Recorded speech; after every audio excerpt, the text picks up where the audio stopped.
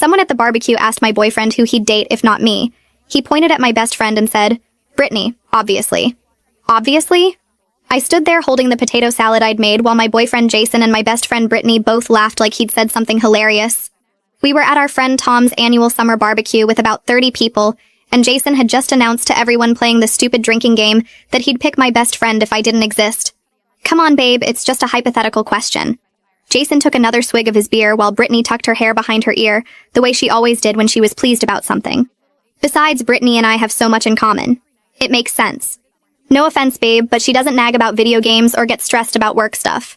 Brittany giggled and touched his arm. Stop it, you're making me blush. She was loving this attention in front of everyone. But yeah, we do vibe really well. Remember that concert last month?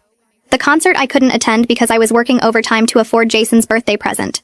You two went to a concert together? I asked, and several people looked surprised. Jason rolled his eyes. You were busy like always. Brittany stepped up. That's what friends do. We should tell her about the other thing, Brittany said, then covered her mouth like she'd revealed a secret. What other thing? I set down the potato salad because my hands were shaking.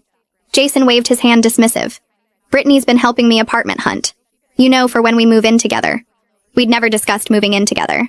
We're moving in together? Jason laughed. Not we. Me and my future roommates. Brittany found this sick 3-bedroom near her place. Near her place.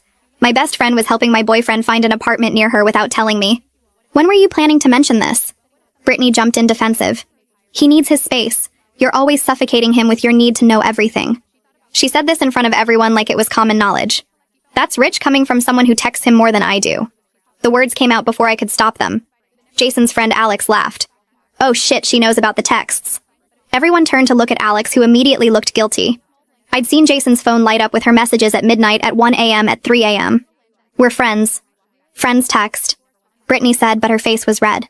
Besides, you work nights, so someone needs to keep him company. Tom's girlfriend Lisa pulled me aside. Hey, maybe we should go inside for a bit. But I wasn't moving. No, I want to hear more about how my boyfriend and best friend would be perfect together. Jason stood up annoyed.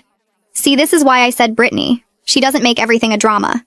He walked over to the cooler for another beer. You're exhausting sometimes. Brittany's just easier. Brittany nodded, supportive.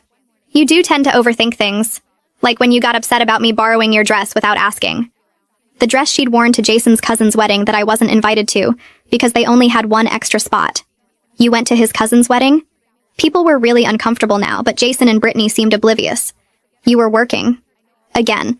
Someone had to be my +1. Jason said like this was reasonable. Brittany looked amazing in that dress, by the way. Better than when you wore it to your work thing.